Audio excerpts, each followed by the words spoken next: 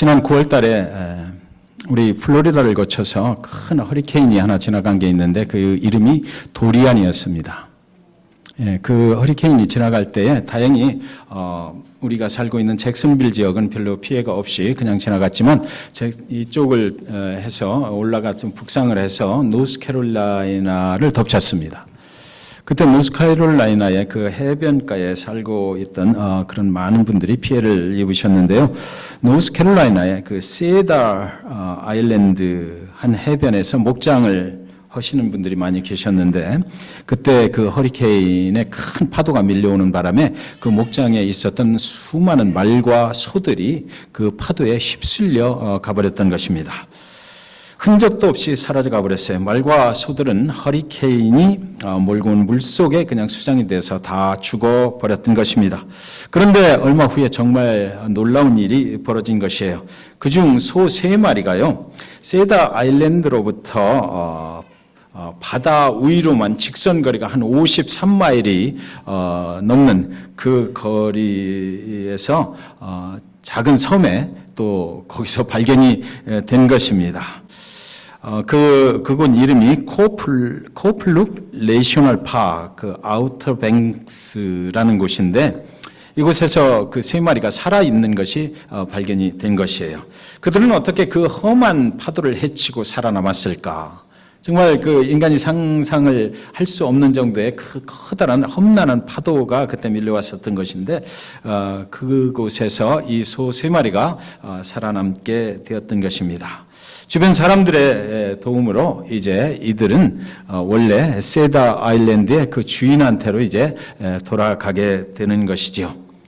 주인의 입장에서 생각을 한번 해보시기 바랍니다. 그 얼마나 허망했을까. 허리케인이 지나갈 때 모든 그 말과 소들을 다 잃어버렸는데 이 3마리가 자기한테로 다시 살아서 돌아올 때에 그 주인인 얼마나 감사하고 이들을 얼마나 정말 끌어안아주고 싶을까 하는 생각이 들었습니다.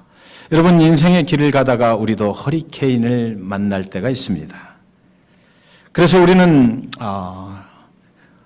그 죽음 앞에 선 것과 같은 그런 험난한 파도 가운데 휩쓸리기도 하고 방황하기도 합니다.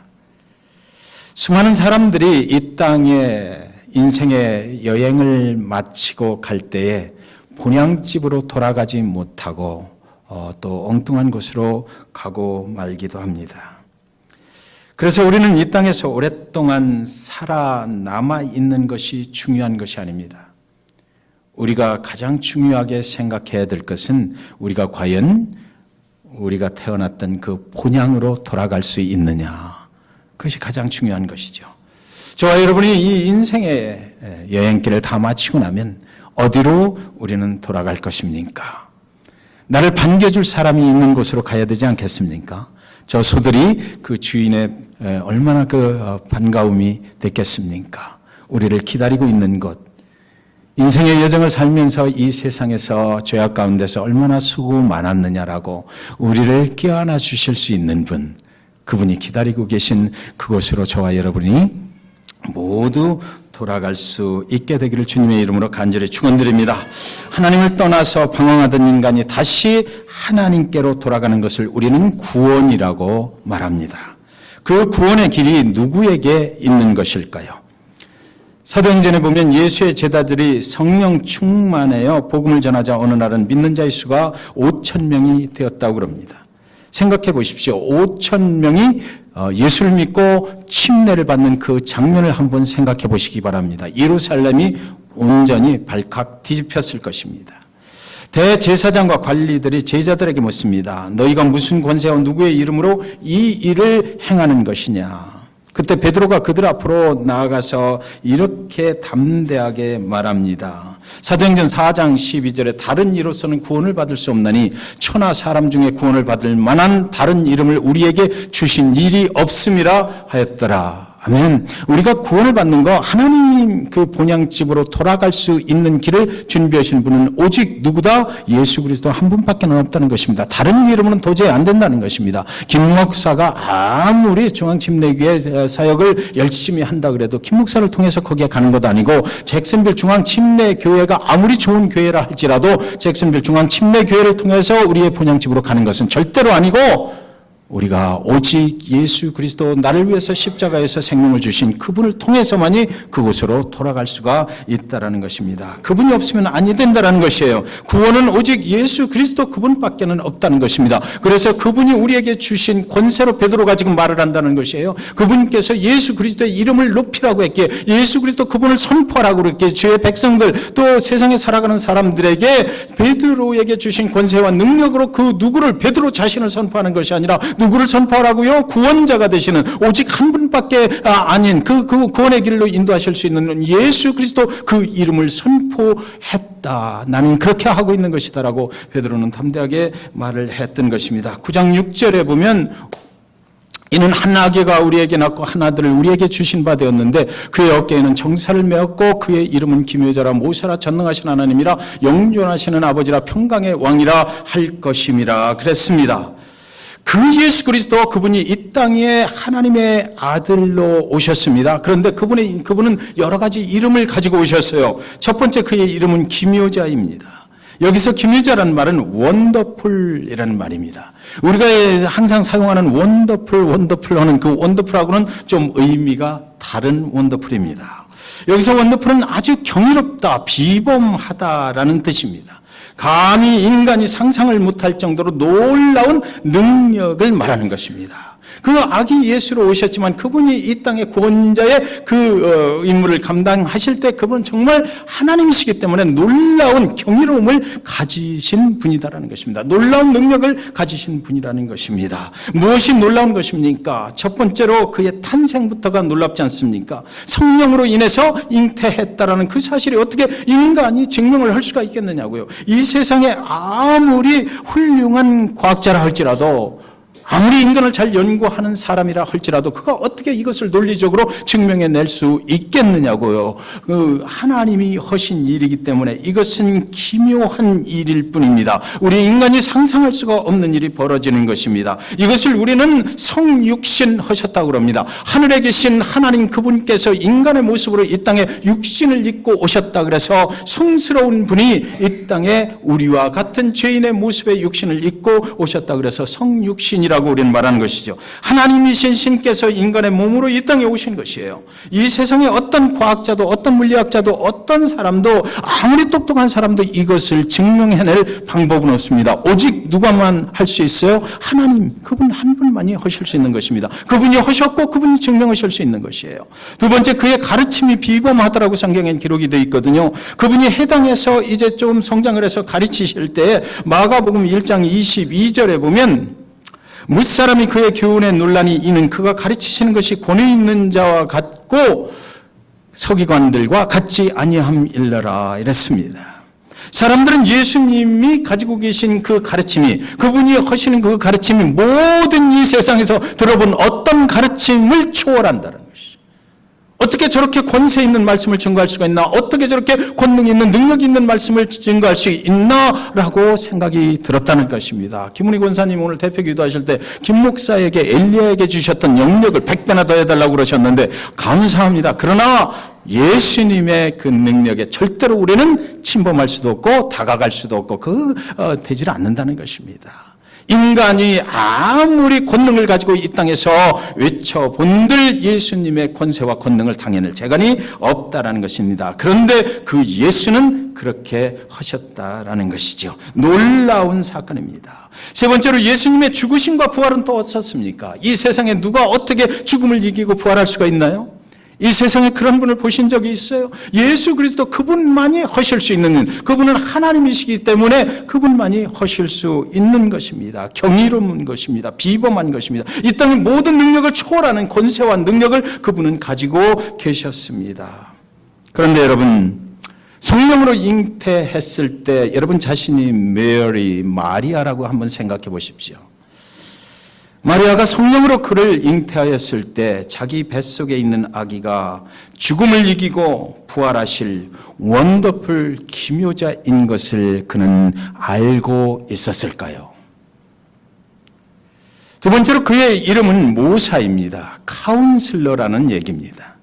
우리 한국말은 조금 이상한 의미를 내포하고 있는데 그냥 우리가 얘기하는 것들은 언뜻 들으면 모사꾼, 무슨 뭐 사기꾼 이런 말을 하는 것 같은데 카운슬러입니다. 상담자라는 얘기예요.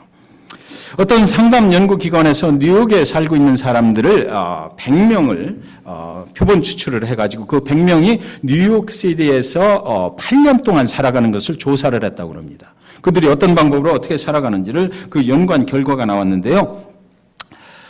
그 중에 5분의 1은요, 100명 중에 5분의 1은 심리적으로 아주 건강한 삶을 살았다 그래요. 아주 심리적으로 불안하지도 않고 아주 건강한 삶을 살았다 그러고, 그러나 나머지 그 4 중에 1은 아주 심각한 불안감을 보이면서 삶을 살았다 그럽니다. 이런 사람들은 갑자기 분노하기도 하고 갑자기 전혀 다른 사람이 되어버리기도 하는 것입니다. 그리고 나머지 4 중에 3은요, 아주 극심한 심리적인 그런 프로블럼을 안고 살고 있었다라는 것이죠. 그러니까 5명 중에 1명만 온전하다라는 거예요. 그리고 4명은 모두가 언제 어떻게 돌발적인 일을 일으킬지 모른다는 거죠. 여러분, 여러분이 앉아 계신 좌석에 옆에 계신 4분을 잠시 좀 쳐다봐 보시기 바랍니다. 조심하시기 바랍니다. 언제 무슨 일이 일어날지 우리는 감히 추측할 수가 없는 분들이 여러분의 옆에 지금 앉아 계신 것입니다. 심리 상담가들의 상담을 통해서 그 사람의 문제를 해결하려면 3가지 조건이 성립이 돼야만 문제가 해결이 됩니다. 첫 번째는 서로 대화가 가능해야만 하죠. 말을 해야 그 사람의 그 심리 상태를 짐작을 할 수가 있게 되기 때문이에요. 두 번째는 그리고 이제 그 심리 상태가 어떤지 진단을 내리게 되는 것입니다. 그 사람의 심리 상태가 지금 어떻게 잘못되어 있는지, 어떤 병에 걸렸는지, 그리고 어떻게 치료할 수 있는지 진단을 내리는 것입니다. 그리고 세 번째는 이제 그 사람의 그 심리적인 병을 치료하는 것입니다. 그런데 여러분, 이 세상의 심리 상담가들은요, 2번째까지는 다 잘 할 수 있다라고 그래요. 그런데 완전하게 그 마음의 병을 치료하고 회복시킬 수는 어렵다는 것입니다. 그것은 어렵다는 것이에요. 인간의 한계를 넘어서는 일이다라는 것이죠. 그것은 오직 원더풀 카운슬러가 되시는 경이로우신 주님의 능력만으로 완전하게 회복시킬 수가 있다는 것입니다. 베드로는 호언장담을 했지 않습니까? 주님이 죽으신다고요? 말도 안 되는 소리입니다. 내가 주님이 죽으시는데 끝까지 따라가서 내가 주님을 구해내겠습니다. 주님 그런 소리 하지도 마세요. 라고 호언장담을 했어요. 그러나 주님이 대제사장 그 뜰에 들어가시는 순간 베드로는 망설였습니다. 뒤로 슬금슬금 피해버리고 말았던 것이에요. 이것이 인간의 일입니다. 결국 베드로의 장담은 이렇게 호언장담을 했지만 그러나 결국 그것은 인간이 보기에 사기극으로 끝나고 말았던 것이죠. 예수님을 병정들이 잡으러 왔을 때 베드로는 칼을 들어서 말고의 귀를 잘라버렸습니다. 그때 주님께서 그 말고의 귀를 만지시면서 베드로를 보시면서 베드로야, 너 사단이 하는 거야 이거는. 그러니까 그러지 마라고 그에게 인생의 길을 바꿔주셨습니다. 이렇게 하면 안 돼라고 하고 말고의 귀를 다시 붙여주셨습니다. 베드로를 부활하신 후에 그 해변에 찾아가셨잖아요. 찾아가셔서 내가 나를 지금도 사랑하느냐, 내가 나를 사랑하느냐, 내가 나를 사랑하느냐. 인간 베드로는 예수님을 그렇게 부인할 수밖에 없었지만 주님께서는 그를 찾아가셔서 그 마음의 상태를 회복을 해주시고 다시 내 양을 치라라고 그에게 사명을 주셨던 것입니다. 마르다는 어떠했습니까? 예수님이 자기 집에 오실 때에 그는 부엌을 차지했어요. 그래서 부엌을 도맡아서 거기서 예수님을 대접할 것을 막 준비하는 것입니다. 그런데 그 마르다의 마음속에 누가 미워요? 마리아가 미운 것입니다. 왜 마리아는 주님 앞에만 앉아있고 나는 여기 와서 이렇게 일하고 있는데 도와주지를 않느냐.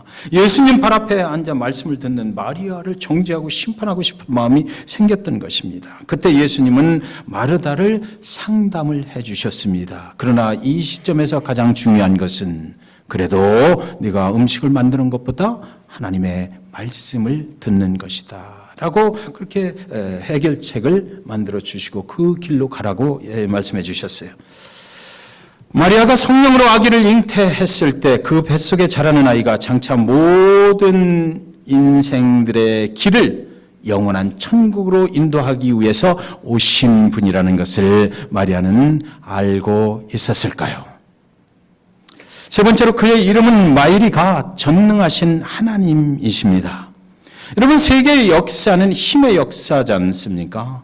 힘이 센 사람이 힘이 약한 사람을 인도해 가는 것입니다. 힘이 센 그룹이, 힘이 센 나라가 힘이 약한 나라를 인도해 가는 것이 세상입니다.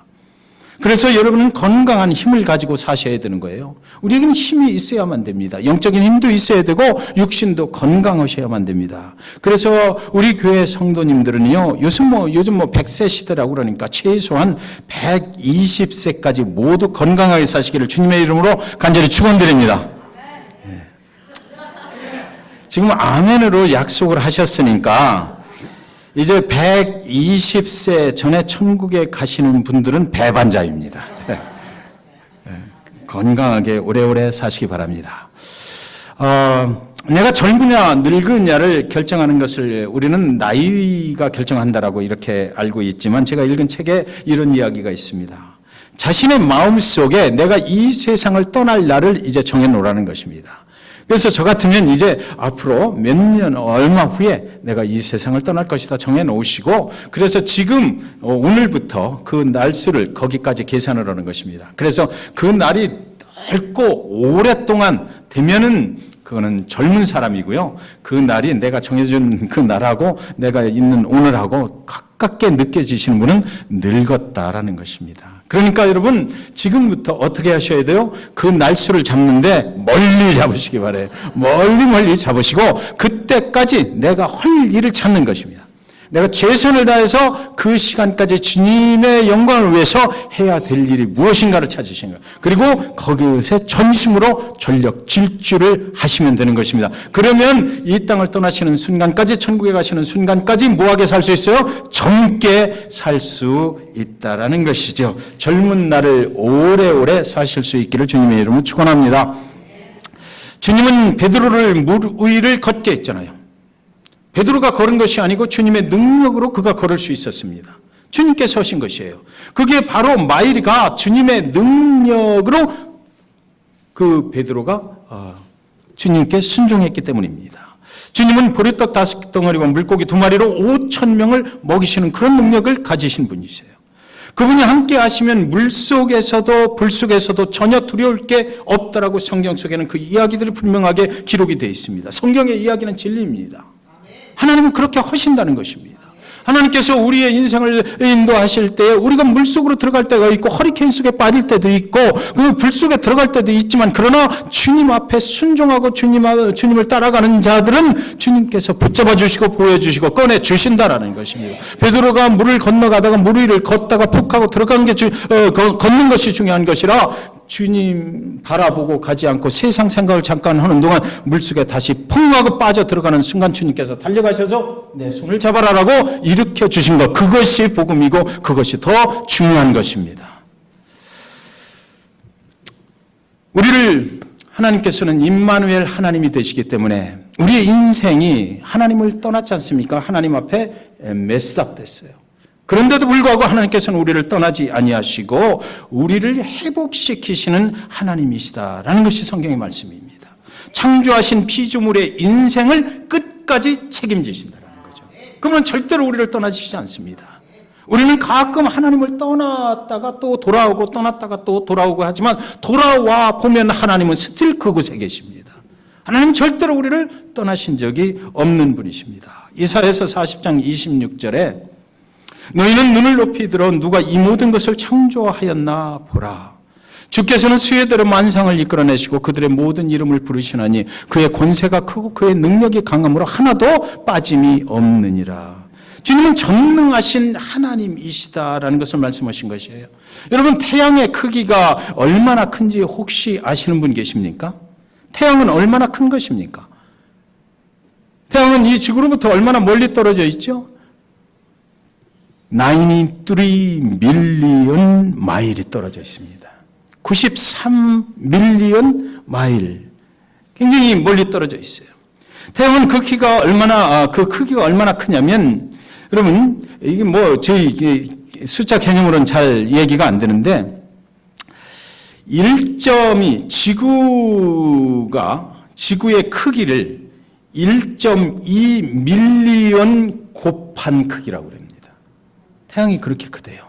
그러니까 지구를 갖다가 1.2 밀리언을 거기다가 태양에다 집어넣어야 태양의 크기와 맞먹는다는 것입니다.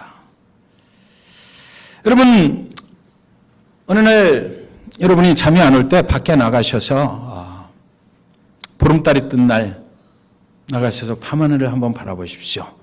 맑은 하늘의 그 은하수를 한번 바라보십시오. 어떻게 해와 달과 별과 이 지구가 계속해서 저렇게 변함없이 균형을 유지하면서 돌아갈 수 있을까? 그런 생각 들지 않습니까? 하나님은 우리가 생각하는 것보다 훨씬 크신 것입니다. 하나님은 우리가 생각하는 것보다 훨씬 더 위대하신 하나님이신 것입니다.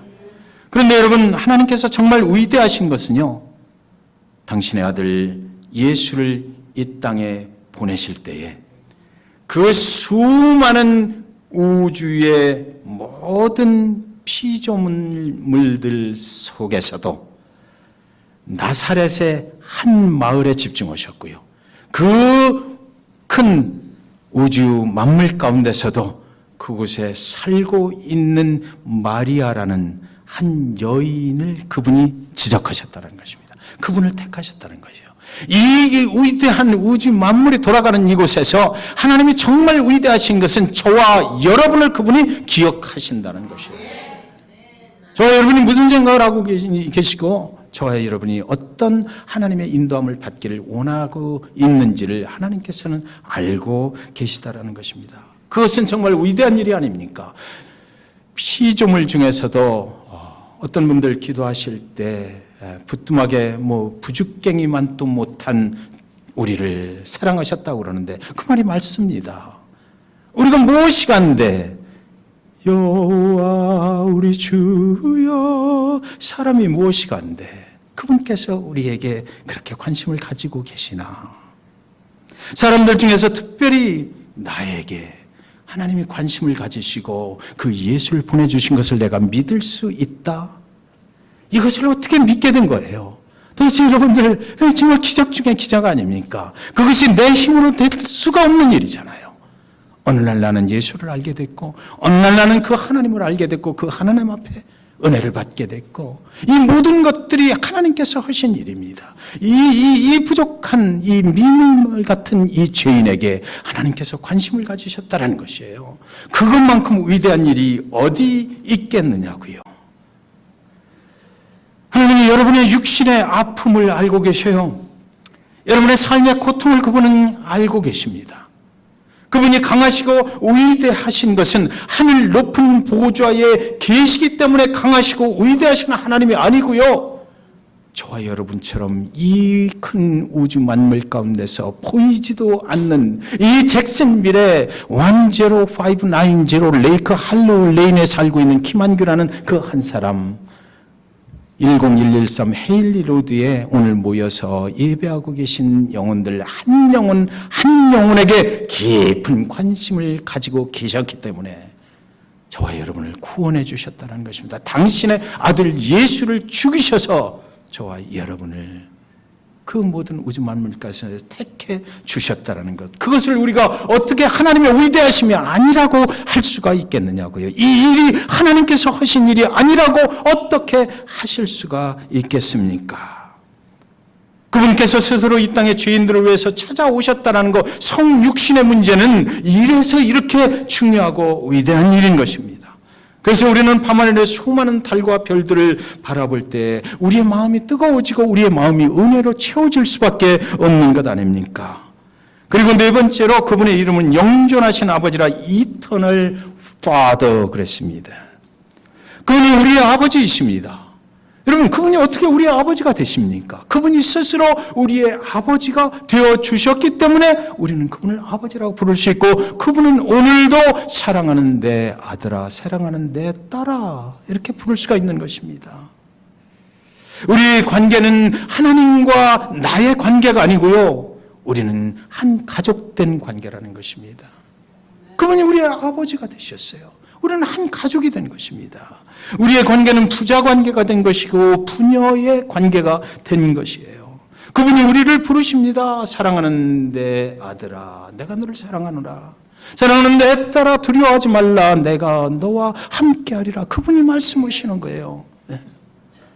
서로 말하지 않아도 나의 아픔을 아시는 주님이시라는 것이죠. 내 아픔을 주님 앞에 그렇게 얘기하지 않아도 그분은 이미 나의 아픔을 알고 계시고 내가 너를 도우리라 말씀하십니다. 네가 지나가는 이 인생길이 얼마나 힘들고 고통 가운데 있는지 내가 지금 알고 있다라고 그분은 말씀하셔요. 우리를 붙잡아 주시는 것입니다. 우리가 허리케인에 휩쓸려 갈 때 그 고통 가운데서도 그분은 우리와 함께 그 허리케인의 파도 속에 들어오셔서 우리의 가는 길을 손을 잡아 주신다라는 것이지요. 그런데 여러분, 그 관계가 언제까지 유지되는 것일까요? 오늘 성경은 Eternal Father라고 말해요. 영원까지 지속된다는 것입니다. 하나님의 자녀가 되었으면 하나님은 절대로 그를 포기하지 아니하시고 영원한 천국에서 영원한 생명을 같이 누릴 때까지 이 땅에서 그 천국에 이르는 기간 동안 하루 한순간도 그분은 포기하지 않으시고 우리와 함께 하시고 그 길을 인도해 가신다라는 것이에요. 그분의 위대하심은 여기에 있는 것입니다. 우리 같지 않은 거예요. 인간 같지 않은 거예요. 그분은 우리를 절대로 포기하지 않으셨어요. 그분의 손에 잡히면 그때부터는 우리는 그분의 인도함을 영원까지 받을 수가 있는 것입니다. 아버지, 아버지 부르면서 우리는 가게 되는 것이에요. 다섯 번째는 그분의 이름은 평화의 왕이라고 합니다. 1914년 제1차 세계대전 중에 여러분 잘 아시는 그런 예화입니다. 독일군과 프랑스군이 이렇게 참호 속에서 서로 대적을 하고 있었어요. 그런데 크리스마스 성탄이 온 것입니다. 성탄절 이브에 그 참호 속에서 그 병사들의 마음이 어떠했겠습니까? 고향 생각이 얼마나 났을까요? 두고 온 부모님과 가족들이 얼마나 생각이 났을까요? 그런데 프랑스군 쪽에서 서서히 울려 퍼지는 그런 찬송이 있었습니다. Silent night, holy night, all is calm, all is bright, 란준 virgin mother and child. 한 사람 한 사람 참호 속에서 총을 버리고 일어나서 그 찬양을 같이 부르는 것입니다. 그리고 그들은 총을 버린 채로 이제 서서히 참호 밖으로 나와서 그들이 대열을 이루어서 독일군 쪽으로 다가가는 것이에요. 이제 독일군들도 참호 속에서 총을 버리고 나와서 같이 그들 앞으로 다가가는 것입니다. 그들이 가서 같이 메리 크리스마스, 메리 크리스마스, 평화의 왕으로 오신 우리 주님을 찬송합니다. 그러면서 같이 허그하고 그날 저녁에 같이 예배를 드리고, 그리고 그 다음 날이 됐어요. 그들이 같이 서클, 축구를 했다고 그래요. 그곳에서 같이 축구를 하고, 그래서 성탄 이브로부터 시작해서 성탄절을 그들은 서로 적군이었지만 그 예수 그리스도 그분으로 인해서 평화를 누릴 수가 있었던 것입니다. 그런데 여러분 아세요? 그들은 성탄절이 끝나자마자 다시 참호 속으로 들어가고 총을 그들에게 겨누어야만 했던 것입니다. 여러분, 세상에는 평화가 없어요. 영원한 평화는 세상에 없는 것입니다. 다시 총을 들고 서로를 향해서 어저께 저녁까지 같이 허그하며 찬송을 함께 불렀던 그 영혼에게 총을 쏘아야만 되는 것, 그것이 바로 세상이라는 것이고 세상에 한계 있는 평화라는 것입니다. 세상에는 영원한 평화가 절대로 있을 수가 없어요. 그런데 여러분, 오늘 성경은 뭐라고 그럽니까? 메시아 주님께서 영원한 평화가 되신다고 그럽니다. 그분은 평화의 왕으로 오셨고 그분의 평화는 가시지 않는 것입니다. 쓰러지지도 않고 버려지지도 않는 것입니다. 한계가 있는 평화가 아니에요. 그분이 주시는 평화는 영원한 평화입니다. 그러므로 그분이 왕으로 오셨다고 그래요. 왕의 명령에 의해서 온 세상에 평화를 선포하는 것입니다. 이 세상에 평화가 있을 수 있어요. 이 세상에 평화가 있는 한 가지 방법은 오직 평화의 예수, 그분을 믿으시면 되는 것입니다. 여러분, 잠을 잘 못 자십니까? 여러 가지 근심 걱정, 세상살이에 노곤하십니까? 우리 예수 그리스도를 믿으시기 바랍니다. 그분께서 단잠을 허락하시는 평화의 왕이시기 때문에 그래요. 그런데 성경에는 기록하기를 이는 한 아기가 우리에게 낳고 한 아들을 우리에게 주신 바 되었다라고 소개를 합니다. 한 아기가 바로 그 예수거든요. 그분이 우리와 같은 육신으로 이 땅에 오신 아기예요. 그리고 또 한 가지는 하나님의 아들 예수를 우리에게 주셨다. 기분이라는 영어 단어를 썼어요. 우리에게 이미 주셨다라는 것입니다. 이 성탄의 계절에 말입니다.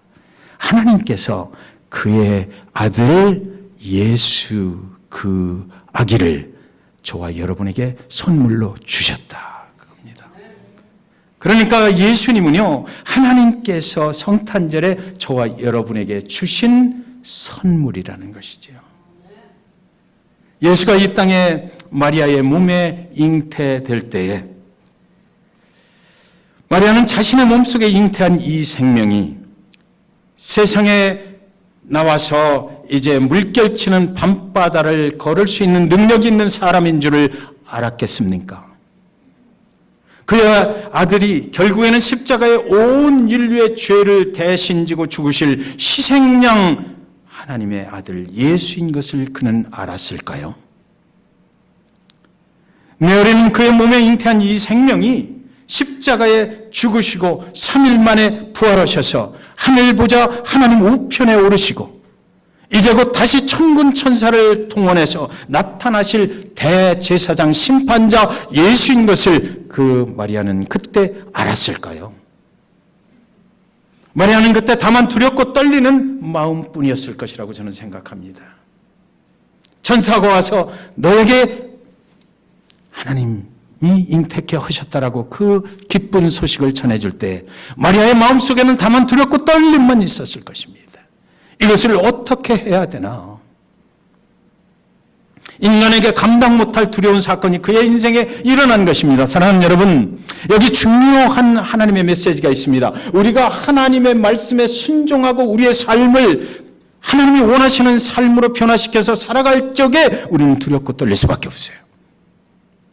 우리의 삶을 포기해야 할 수 있습니다. 우리의 일부분을 벌려야 될 수도 있습니다. 우리의 생각을 바꿀 필요가 있습니다. 지금까지 살아가던 모든 그런 삶의 태도들을 하나님이 원하시는 방향으로 우리는 바꿔야 될 필요가 있기 때문에 우리는 구원자 예수 그리스도를 나의 생명의 구원자로 받아들일 때에 우리는 두렵고 떨린 것입니다. 왜? 지금까지 살아왔던 생활 방식을 우리는 바꿔야 되기 때문에 그렇습니다. 하나님이 원하시는 대로 삶을 살아가기 위해서는 나의 모든 것들을 내려놓아야 될 수도 있기 때문입니다.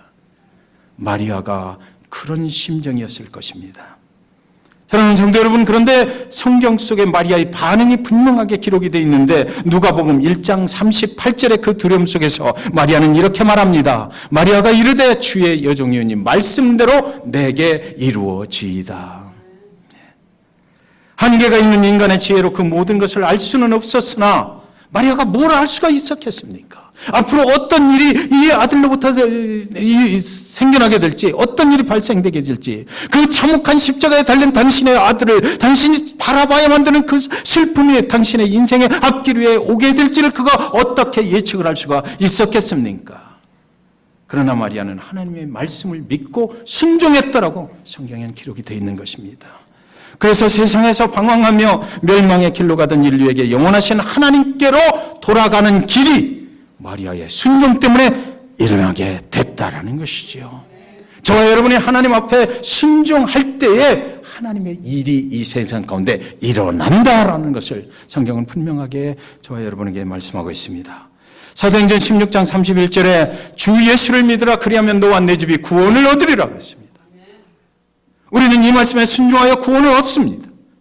이 말씀대로 주 예수를 믿으면 우리는 구원을 맺는 거. 오직 한 이름, 그 이름밖에는 주신 이름이 없다. 구원은 예수 그리스도 그분을 믿는 것입니다.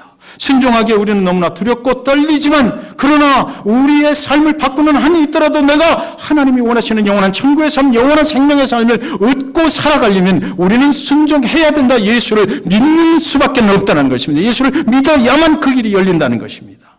지금까지 살아왔던 인생의 큰 변화를 겪어야만 우리는 구원을 얻을 수가 있다는 것이에요. 우리의 두려움, 앞으로 예수를 믿고 내가 어떻게 살아가야 되나? 앞으로 내가 많은 것을 포기하고 주님께만 맞추고 살아갈 수 있나? 나는 부족하고 연약한데 이럴 때 그분이 붙잡아 주신다라고 말씀합니다. 이사야서 43장 2절 3절은 말이에요. 다 같이 한번 읽을까요? 시작. 네가 물 가운데로 지날 때에 내가 너와 함께 할 것이라. 강을 건널 때에 물이 너를 침몰하지 못할 것이며 네가 불 가운데로 지날 때에 타지도 아니할 것이요 불꽃이 너를 사르지도 못하리니 대저 나는 여호와 네 하나님이요 이스라엘의 거룩한 이요 내 구원자임이라. 구원받은 자를 절대로 포기하지 않고 보호하신다는 하나님의 약속의 말씀이 여기 있는 것입니다. 성탄의 선물로 이 땅에 오신 아기 예수의 이름에는 그래서 능력이 있습니다. 그 이름의 능력으로 우리를 안전하게 붙잡아 주실 것입니다. 성탄의 계절에 하나님이 주신 선물 그 예수를 여러분의 영원한 구원자로 영접하실 수 있게 되시기를 주님의 이름으로 간절히 축원드립니다. 영접하신 분들은 오늘 이 시간 다시 한번 그분을 내 구원자로 다시 한번 영접했으면 좋겠습니다. 성탄의 계절에 하나님이 주신 선물, 이 선물은 너무나 위대하고 너무나 귀한 것이기 때문에 우리는 그를 외면해서는 구원은 없는 것이기 때문에 그렇습니다. 잠시 눈을 좀 감으시겠습니다.